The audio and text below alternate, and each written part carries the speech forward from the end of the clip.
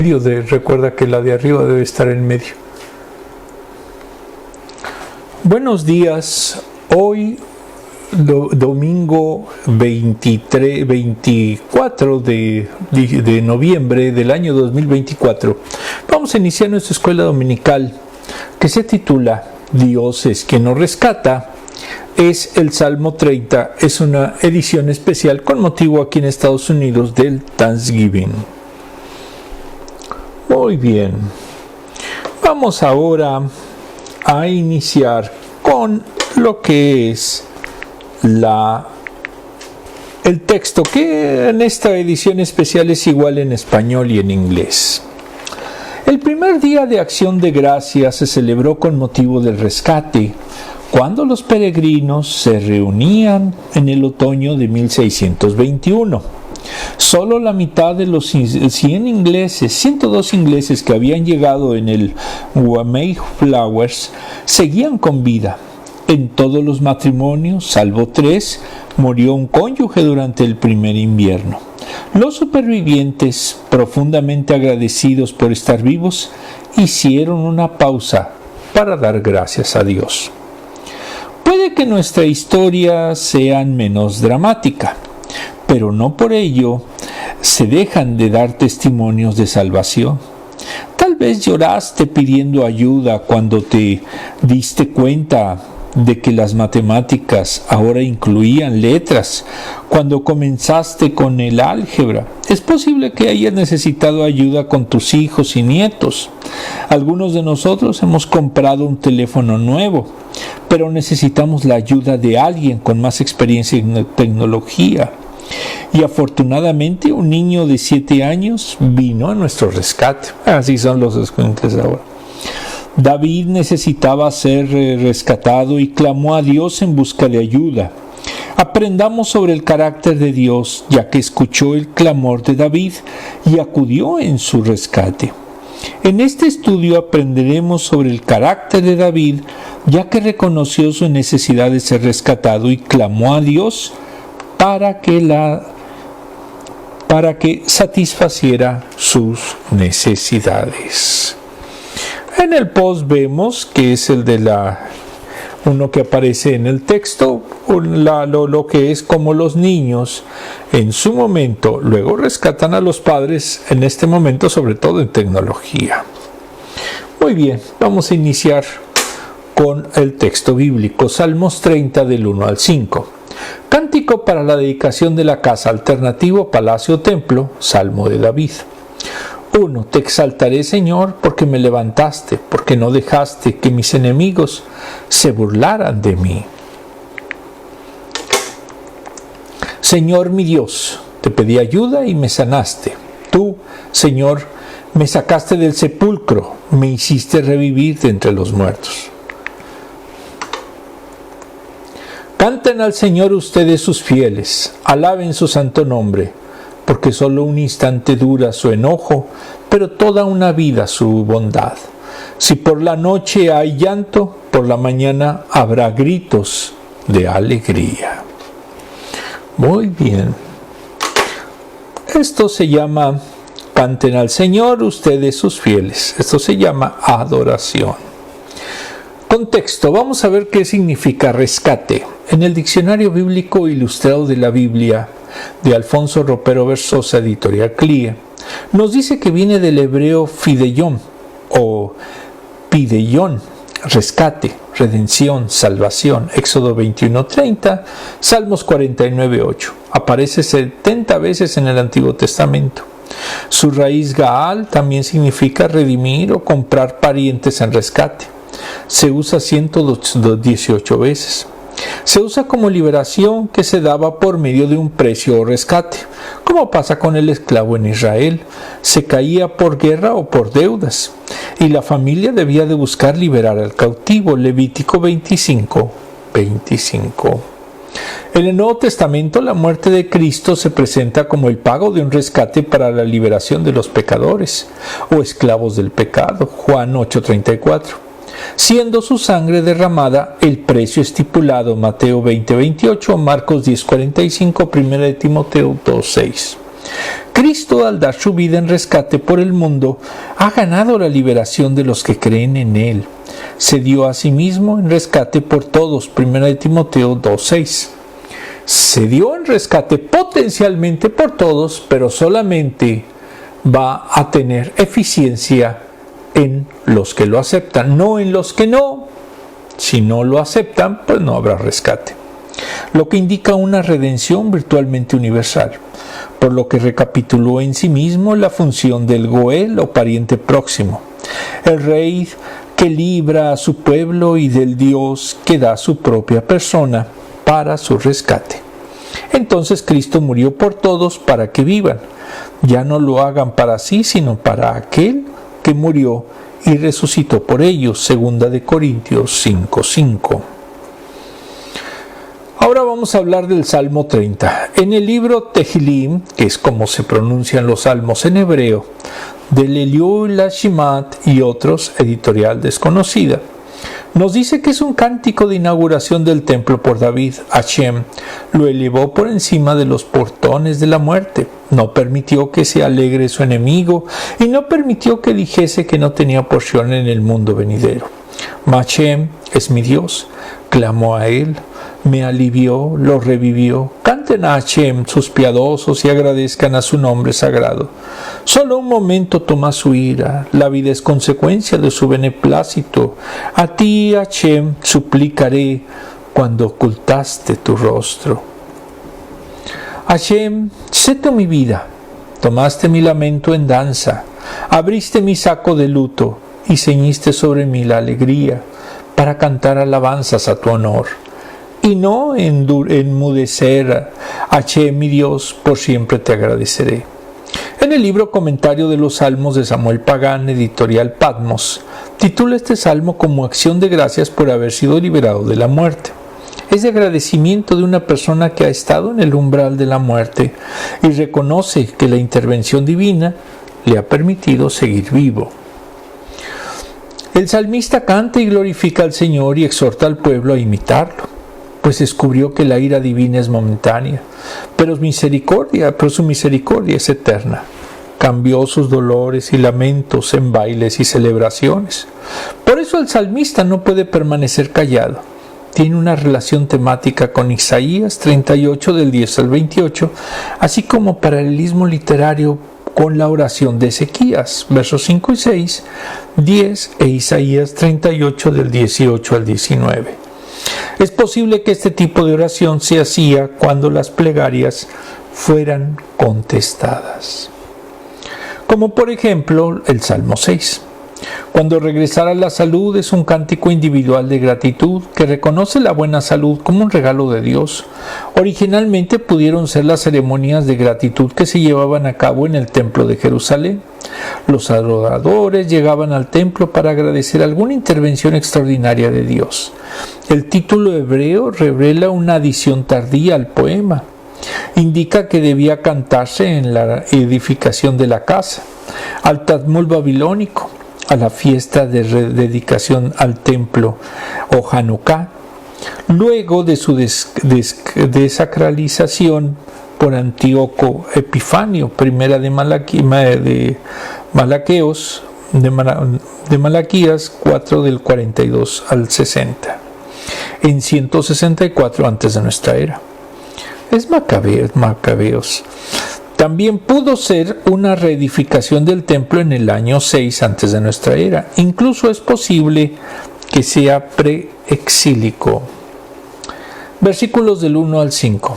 En el libro de los Salmos de C.F. Keil y F.J. Delis, editorial CLIE, los titula tras haber sido sanado de una dolorosa enfermedad. En el título traducido se pudo referir a la dedicación del lugar donde se edificará después el templo, segunda de Samuel 24, primera de Crónicas 21. Incluso se puede llamar la colina de la casa o templo.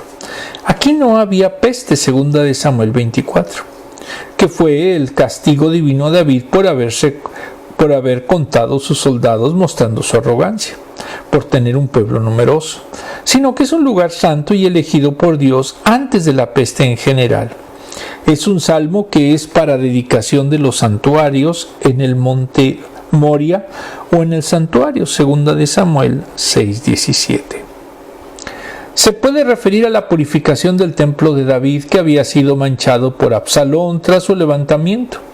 Entonces, más que una peligrosa enfermedad, fue de un peligro de enemigos sangrientos, o incluso a la dedicación de la ciudad de Sión cuando se terminó su identificación.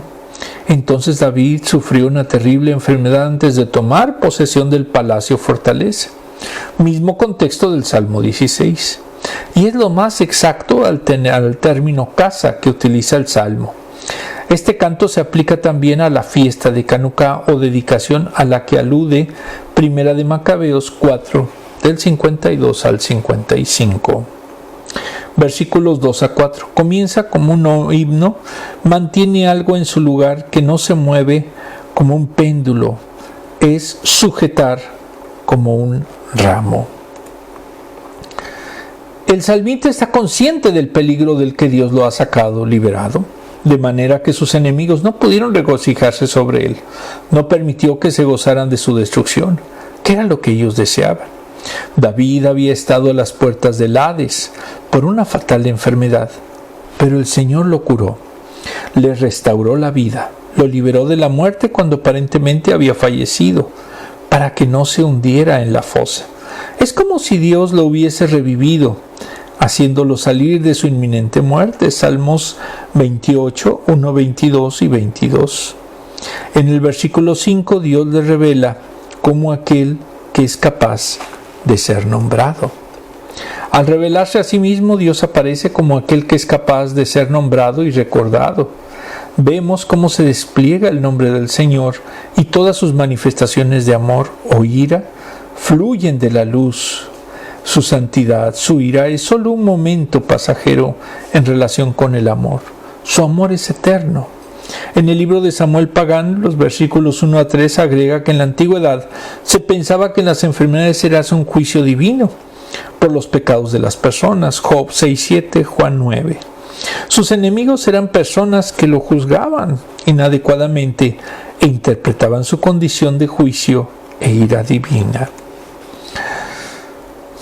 Exaltar transmite la idea de ser sacado de algún pozo. Es liberado de una dificultad mayor, como subir el alma del Seol o impedir que descendiera a la sepultura. Los versículos 4 y 5, al ver esa sanación, exhorta a los santos a cantar al Señor y celebrar su santidad. Es el gozo por la respuesta a su plegaria. Los santos son el pueblo y el resto de los que se congregan en el templo. Es una manera poética de adorar y reconocer la naturaleza divina. La santidad es la esencia divina más íntima y extraordinaria. Aprende a distinguir la ira y el favor de Dios, y la superación del problema le permite decir que la ira de Dios es momentánea y su favor permanente. El llanto de la noche da paso a la alegría de la mañana. Desglose. La fidelidad es en una pareja que ha pasado 50 años juntos. El esposo sostiene su mano en un paseo por la tarde, o el padre que ve a su hijo en un juego, aunque no juegue. Nuestro Padre Celestial es el Padre que rescata a sus hijos de la destrucción. David dice en este salmo que se dirigía a la destrucción y necesitaba ser rescatado. Esas cosas que le enfrentó, también nosotros podemos estarlas enfrentando. David necesitaba ser rescatado de sus enemigos. El rey Saúl estaba celoso de él e intentó matarlo varias veces. Absalón, su propio hijo, buscó derrocar su reino, haciendo que tuviera que irse en fuga. Nosotros tenemos enemigos, incluso cerca de nosotros, pero nuestra lucha no es contra carne y sangre, sino contra gobernantes, autoridades o poderes cósmicos de esta oscuridad y fuerzas espirituales del mal. Efesios 6:12. Todos enfrentamos un enemigo real en Satanás y sus huestes.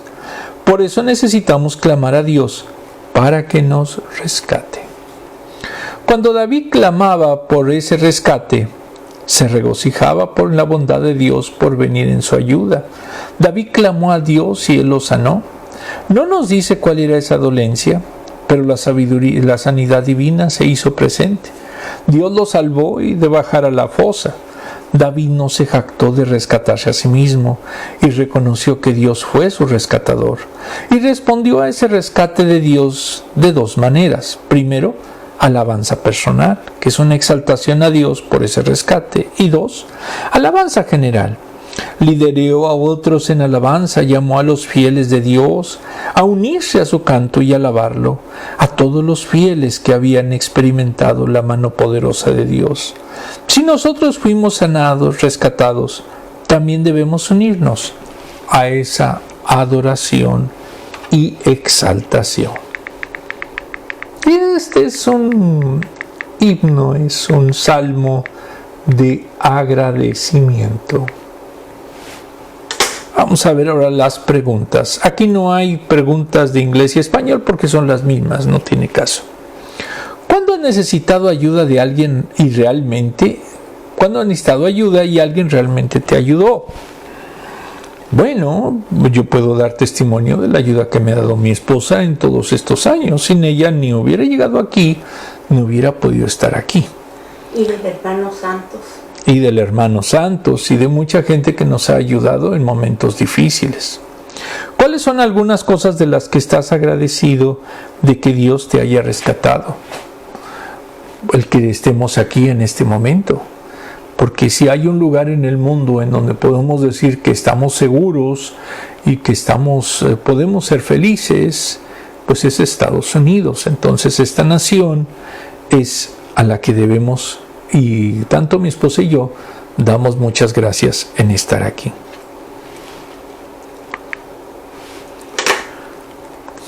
Salmo 30 del 6 al 10. Cuando me sentí seguro, exclamé, jamás seré conmovido. Esta es una actitud de orgullo. Sí, yo soy lo máximo. Tú, Señor, en tu buena voluntad me afirmaste en el elevado baluarte, pero escondiste tu rostro y yo quedé confundido. Dios no le gusta a los orgullosos. Ahorita lo vamos a explicar. A ti clamo, Señor soberano, a ti me vuelvo suplicante.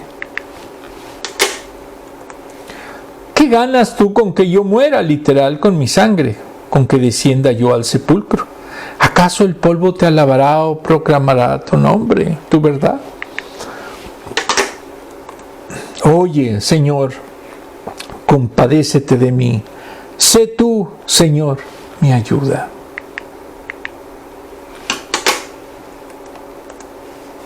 Oye, Señor, compadécete de mí. Sé tú, Señor, mi ayuda. Es el Salmo 30, el versículo 10. Orgullo. En el Diccionario Enciclopédico Ilustrado de Holman, editorial VIH en español, de varios autores, nos dice que orgullo es confianza y atención excesiva en las habilidades, los logros, condición, posesiones o la posición que uno posee. Es más fácil reconocer que definir. Incluso es más fácil reconocerlo en otros que en uno mismo. Algunos sinónimos son arrogancia, presunción, engreimiento, autosuficiencia, jactancia. Es lo opuesto a la humildad. Si usted es arrogante, es orgulloso. Y eso a Dios no le gusta. Si usted cree que, como dicen, es pagado de sí mismo, es arrogante. Y reitero, eso no le agrada a Dios. Y esta es la actitud adecuada que uno debe de tener, la de la humildad ante Dios. El orgullo es rebelión contra el Señor, porque se le atribuye a sí mismo el honor y la gloria que le pertenecen a Dios. Los orgullosos piensan que no deben pedir perdón, no admiten su condición pecaminosa. Esta actitud hacia Dios se tiene hacia los demás y muchas veces hace que la gente desestime habilidades y el valor de los demás y por ende los trata con desprecio total y crueldad. Incluso consideran algunos que es la raíz y esencia del pecado, incluso que el pecado es su forma final. En cualquier caso es un pecado grave. Solo podemos vanagloriarnos en presencia de otras personas. Primera de Juan 2:16. La arrogancia y jactancia valoran el yo por encima de los demás. Marcos 7:23, Lucas 1:51, Romanos 1:30. Usan un término que literalmente significa envolverse en humo. y hace referencia a la situación del que se ha cegado por el orgullo. 1 de Timoteo 3:6, 6:4 y 2 de Timoteo 3:4. Si usted es orgulloso, si usted es jactancioso, usted está envuelto en humo. ¿Por qué? Porque simplemente es lo que usted percibe y cree, pero no es la realidad.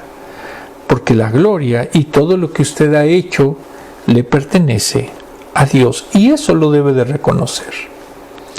Jesús denunció el orgullo racial, Lucas 3:8. En la parábola del fariseo y el publicano se dirigía a aquellos que eran culpables de orgullo espiritual, que son los que confiaban en sí mismos como justos y menospreciaban a los otros, Lucas 18:9. Santiago 1:10 les advierte a los ricos no caer en la tentación de enorgullecerse de su riqueza. Muchos ricos se enorgullecen de su riqueza. ¿Por qué? Porque confían en sus riquezas, porque esos son sus dioses. Y paradójicamente es lo que Dios no le gusta. 4. Humildad. De acuerdo al Diccionario Bíblico Ilustrado de Francisco La Cueva, editorial CLIE, en este abogado entró al español en el siglo XIII, de latín humilitas, baja estatura, humildad, abatimiento, y de humus, tierra, suelo, lugar bajo, para oficios nobles. Más que un vocablo técnico, es presentado en la Biblia como una serie de actitudes que tienen como denominador común el sentimiento de la propia pequeñez, de la propia indignidad moral y de la dependencia de Dios en todo. El humilde es aquel que reconoce a Dios en su momento como el mayor, como lo más importante. Cuando no es así, pues no es humilde. Es falsa humildad de quienes suelen acusar a su prójimo, con fundamento o sin él, de viles gusanos, infames pecadores, destinados al infierno, etc. Yo conozco un presidente electo que dice así. La humildad ocupa un lugar alto en la tradición cristiana, desde que la palabra de Dios se lo concedió. Si vale algo el hombre es por lo que Dios ha puesto en él. Salmos 8, 4 al 5, 2 de Corintios 3, del 5 al 6. El Dios alto y sublime habita en el quebrantado y humilde de corazón. Isaías 57:15, Mateo 5:3. Y exige a su vez que el hombre se comporte humildemente ante él. Miqueas 6:8. Jesús dio ejemplo de humildad al lavar los pies a sus discípulos, Juan 13, porque eran los esclavos los que hacían tal faena. Entonces se despojó de su grandeza y aparece como un esclavo, Filipenses 2, del 7 al 8. Cualquiera de los suyos que quiera ser el primero, será siervo de todos, Marcos 10:44. Pablo era realmente humilde porque conocía la medida que Dios le había dado y no necesitaba compararse con otros, 2 de Corintios 10, del 12 a 14. Por eso exhortaba a los de Roma que nadie debe de tener más alto concepto de sí del que debe tener. Tiene que pensar con cordura, conforme a la medida de fe que Dios repartió a cada uno. Romanos 12:3, Filipenses 2:3. Cuando no lo hacemos así, pues entonces hay orgullo. Versículos del 6 a 10. En el libro de Keil y otro, nos dice que el versículo 6 pone de relieve la rapidez con el que el amor de Dios supera la ira. Isaías 17:14. Así en la tarde domina el llanto, pero a la mañana siguiente vemos un huésped distinto, que es el gozo, como aquel que nos rescata de la tristeza. El llanto no es permanente. La frase final expresa que la alegría será permanente, poniendo el carácter inesperado y sorprendente de la acción de Dios que nos envía llanto, pero también risa y alegría. Los versículos 7 y 8 ahora analiza su antigua autoconfianza, que es la causa del castigo que acaba de padecer. Eso mismo hizo que pensara falsamente que era inconmovible, y la protección divina que recibió en la escuela de la aflicción debe permanecer para siempre. Afirma que se debe de confiar en Dios, dador de bienes, pero es falso que lo que recibió fue de producto de su propia labor. La consecuencia de ese orgullo fue el castigo divino para humillarle. Versículo 8, donde aparece el perdón de Dios que antes había retirado su favor o rostro a David, como consecuencia de su autoexaltación, pero ahora le ofrece de nuevo su favor, como un favor que ha hecho que su montaña permanezca firme. La montaña es Sión, pero todo lo que tiene ha sido dado por Dios. En el versículo 9, el que ha sido castigado se ha convertido a Dios y le ruega de un modo ferviente. La pregunta, ¿qué provecho tiene mi muerte?, significa, ¿qué ganaría Dios con mi partida? Se debe de relacionar con Job 16:18. ¿Qué ventaja tendría el matarme antes de tiempo? Si muriera, Dios se vería privado de su alabanza. ¿Qué le podría tributar un hombre que vivió como él? Entonces su petición de prolongar su vida no es egoísta, sino el despliegue de la gloria de Dios. El orante teme a la muerte, porque es el fin de la alabanza. Conforme a la visión del Antiguo Testamento, el Hades o Seol no habían sido aún vencidos por Dios. El cielo no había sido abierto para los hombres. Ciertamente en el cielo estaban los hijos de Dios, pero solo ellos, pues no había hijos de los hombres para alabar a Dios. En el libro de Samuel Pagán se agrega: el orgullo no es la última palabra del poeta, la arrogancia no es su sentimiento final, la prepotencia cede al paso del reconocimiento de la misericordia divina. Aunque entiende sus limitaciones y debilidades, el salmista es capaz de orar, clamar y suplicar al Señor. El reconocimiento humilde de su condición es el primer paso para su restauración y renovación. El salmista una vez más solicita misericordia de Dios y reconoce que el Señor es su ayudador o rescatador. Desglose. Todos debemos luchar contra el orgullo. Si tomamos una foto de clase, nos buscamos primero a nosotros. O alguna foto de una boda, tratamos de ver dónde estábamos. Tenemos nuestros 3 mejores amigos. Primero yo, mí mismo y yo. David también luchó contra el orgullo. Dios estaba consciente de eso y vino a rescatarlo. David lo reconoció y dijo que jamás sería sacudido. Muchos de nosotros tenemos confianza en nosotros mismos. El autor incluso, después de titularse de una universidad, fue al seminario de Dallas Fort Worth a tomar clases en el seminario.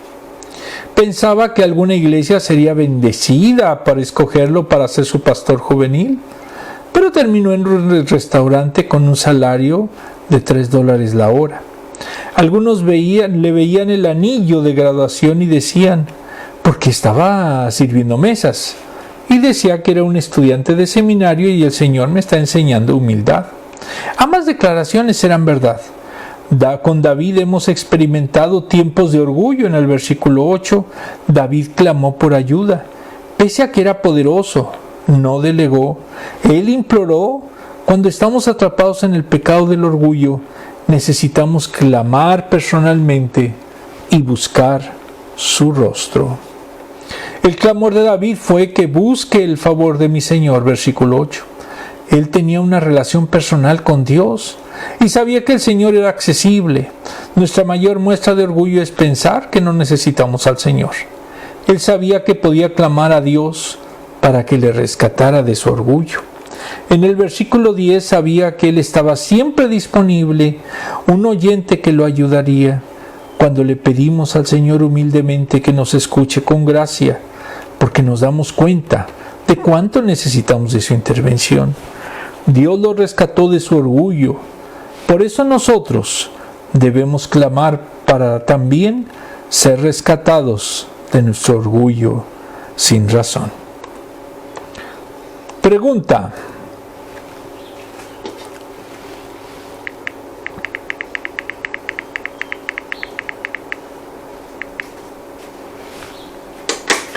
¿cómo afecta el orgullo a nuestra relación con Dios? Le afecta mucho. ¿Por qué? Porque cuando hay en su momento orgullo, muchas veces se olvida a Dios. No se busca una relación con Dios, sino más bien buscamos en su momento alejarnos de todo lo que sea Dios. Muy bien, vamos a ver los dos últimos versículos. Salmo 30 del 11 y el 12. Convertiste mi lamento en danza, me quitaste la ropa de luto y me vestiste de fiesta. Vean lo que puede hacer Dios, para que te cante y te glorifique, y no me quede callado. Señor mi Dios, siempre te daré gracias. ¿Qué debemos de hacer con Dios? Tú has cambiado mi lamento en danza, oh Señor, Dios mío, te alabaré por siempre. Debemos en su momento siempre adorarlo. Versículos 11 y 12. En el libro de Keil otro, cuando dice que Dios cambió su luto en danzas, es un eco de Jeremías 31:13 y Lamentaciones 5:15. Incluso se puede hablar de una relación entre este versículo 11 y 2 de Samuel 6:14 y el versículo 12 con 1 de Corintios 21:16. En lugar de vestidos de penitencia y llanto, Isaías 3:24. El orante aparece ceñido de un cinturón o vestido de alegría. Cambia de la aflicción a la alegría del salmista, aquí de que pueda alcanzar él mismo su propia dignidad. Salmos 7:16, 9 y 108:2. Para así cantar las alabanzas de Dios. Esta capacidad de alabar a Dios por siempre constituye la finalidad y sentido de todo el Salmo. En el libro de Samuel Pagán, por su misericordia divina, de las realidades adversas serán transformadas, del llanto se mutará a baile, que era una manera de expresar felicidad y triunfo. 1 de Samuel 18:6, Salmos 149:3 y 150:4. Las ropas ásperas, símbolo de luto o de cilicio, que también se conoce en unas versiones, es penitencia, y la crisis se cambiarán por vestiduras de alegría y felicidad.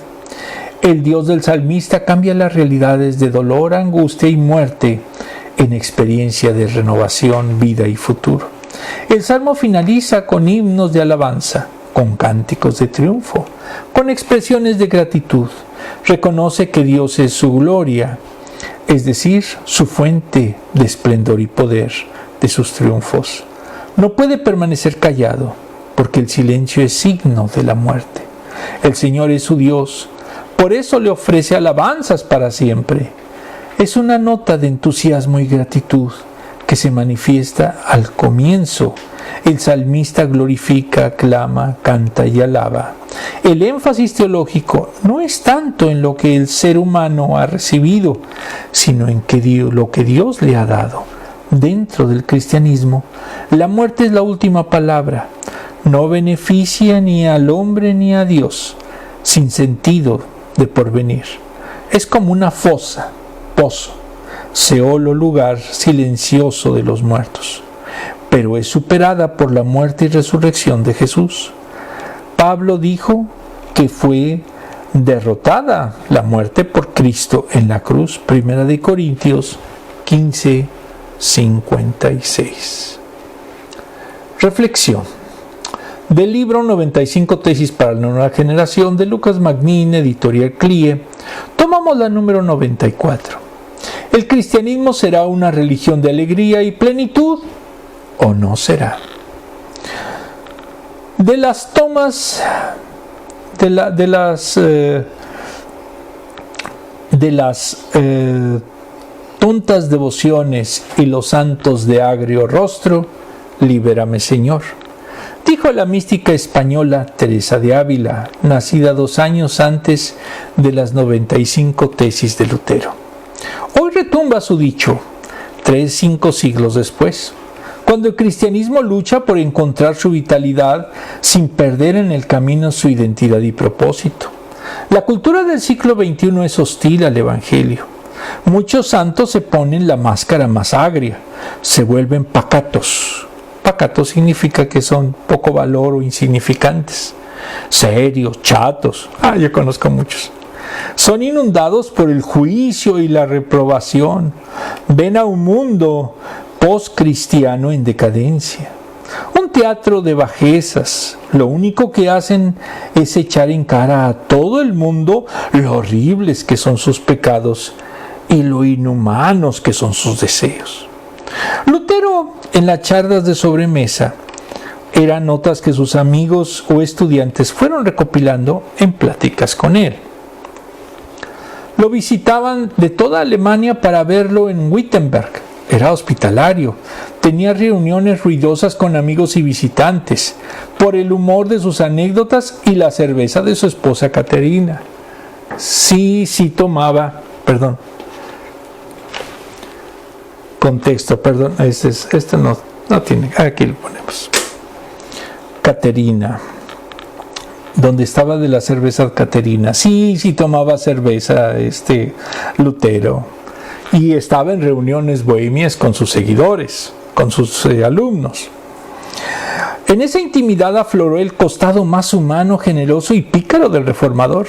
Dios quiere que estemos alegres y aborrece la tristeza. Es lo que dijo. Si realmente quisiera que estemos tristes, no nos regalaría el sol, la luna y los frutos de la tierra, dones que nos da para nuestra alegría.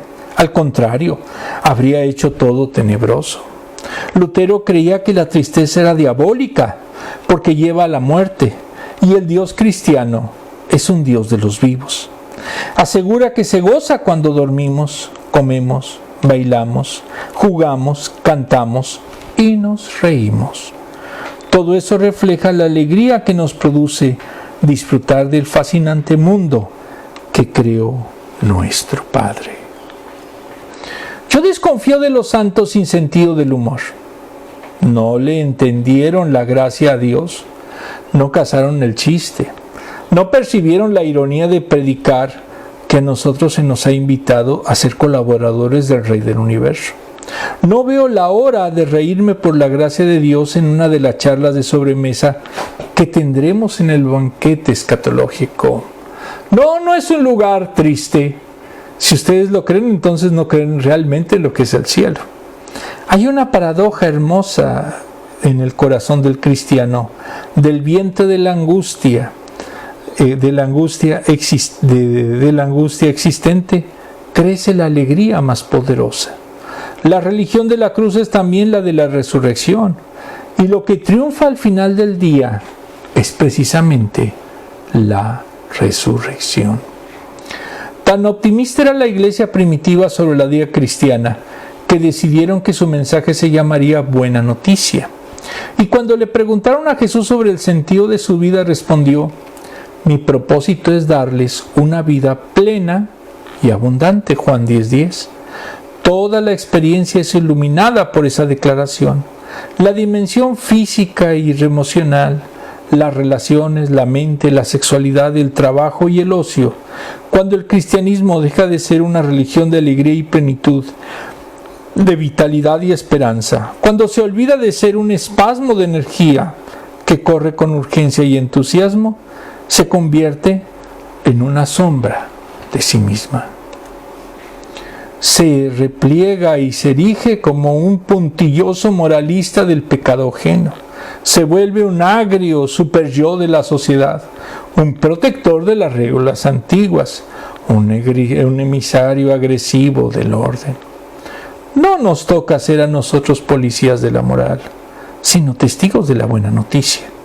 Nuestra misión no es andar como carceleros y verdugos de la culpa, sino como pequeñas llamas que han sido encendidas por la plenitud del Evangelio y por eso pueden encender a otras. Muy bien, desglose. David estaba pasando tristeza, Dios lo rescató. Ese cambio fue obra divina, no de David. Pasó de un estado de lamento, de tristeza o duelo a danzar como resultado directo de la mano de Dios. Él siempre quiere rescatarnos de nuestro dolor y tristeza. David también cambió el cilicio que era el ponerse una ropa de luto, de penitencia, por la alegría. Tener cilicio era muestra de extrema tristeza. Dios lo rescató del dolor que atravesaba. Esa tristeza fue reemplazada por la alegría. El resultado de esto fue doble. Primero, David pudo cantar de nuevo. Si estamos deprimidos, no cantamos, porque estamos sentados con nuestra tristeza. Pero si Él nos rescata, entonces cantamos. Nos muta un corazón listo para adorarle. Y dos, David estaba dispuesto a alabar a Dios para siempre. Hay que agradecerle por una relación restaurada o por un aumento en el salario, pero es diferente reconocer y alabar a Dios por siempre. Alabar significa levantar o elevar a alguien. David manifiesta que alababa a su Dios de manera personal. David no se podía rescatar a sí mismo. Dios es el único que podía rescatarlo. La respuesta a este rescate fue un corazón con gratitud que se expresa para siempre. Vamos a ver las últimas preguntas. De la reflexión, como siempre lo he dicho, si el cristiano es una religión de amargados, no es cristianismo. Si su pastor o alguien es amargado, pues no es pastor, porque no siente el gozo del Señor, que es uno de los requisitos para verdaderamente tener un ministerio saludable. Preguntas.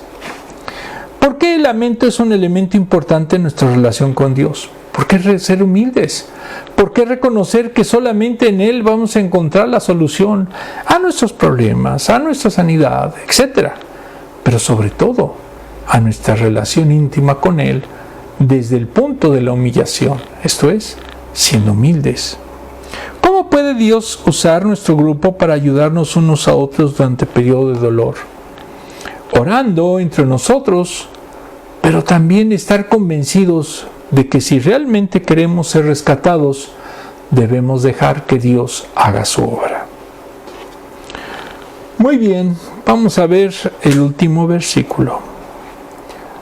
Todos, Jeremías 31:4. Oh virginal Israel, te edificaré de nuevo, sí será reedificada. De nuevo tomarás panderetas y saldrás a bailar con alegría. Jeremías 31:4. Muy bien, vamos a hacer nuestra oración final. Amantísimo Padre, te damos muchas gracias porque tú nos has hecho comprender que el Thanksgiving que se avecina el próximo jueves es una demostración de alegría, de gracias, pero es solamente gracias a ti, porque tú permites que la tierra en su momento diera sus frutos. Los antiguos colonos eso lo reconocieron e invitaron incluso a sus maestros nativos para que compartieran todos el fruto de esa tierra que les permitió vivir. Amantísimo Padre, haz que no se nos olvide esto, que tengamos presente que no es simplemente despilfarrar, sino lo más importante es que en medio de esa convivencia familiar te agradezcamos por el rescate que haces cotidianamente de nosotros. Todo esto te lo pedimos en el sagrado nombre de nuestro Señor Jesucristo. Amén. Feliz Thanksgiving.